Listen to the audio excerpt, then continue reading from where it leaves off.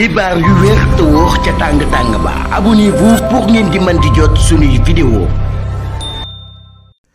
daleen ak jàmm seen chaîne bi di Buzz M TV ci seen acte du jour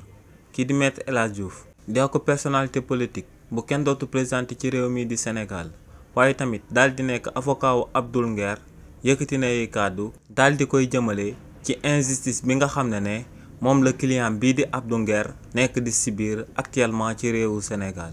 si li ni mel kii di Maître El Hadji Diouf ne Abdoul Nguer luñ ko jàppee moo ngi bàyyeekoo ci benn compte TikTok biñ dippee Abdoul Nguer Seul nee nag compte TikTok boobee kii di Abdoul Nguer moomu ko te ne waa dig bi nga xam ne ñoom ñoo daal di teg loxo Abdoul Nguer ne dem nañ daal di jàpp ki nga xam ne moom compte TikTok boobee te mu daal di dëkk Thiès ne kookee moom moo fësaloon ay xibaar yu wërul ba noppi procureur daal di autosaisiru ñu daal di teg loxo Abdoul Nguer donc nee nag sëgëm daal di nañuy xam ki nga xam ne moom moomoon réellement compte TikTok bi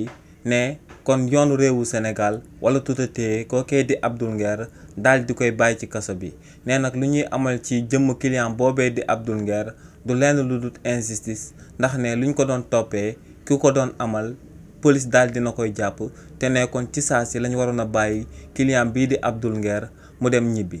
ginnaaw kàddu yooyee Maître El Hadji Diouf mi nga xam ne moom mooy Abdoul Nguer daal dina ko yëkkati leneen lu yees lu bees ci luñ teg loxo kookee di Abdoul Nguer moom mooy que ne tey la Abdoul Nguer di dem di jàkkaarloog procureur de la République donc tey la ñuy daal di xam ndax kookee di Abdoul Nguer dinañ ko wóyandi di ko jàpp daal di koy bàyyi ci kaso bi wala kookee di Abdoul Nguer dañ koy bàyyi mu dem daal di ñibbi këram.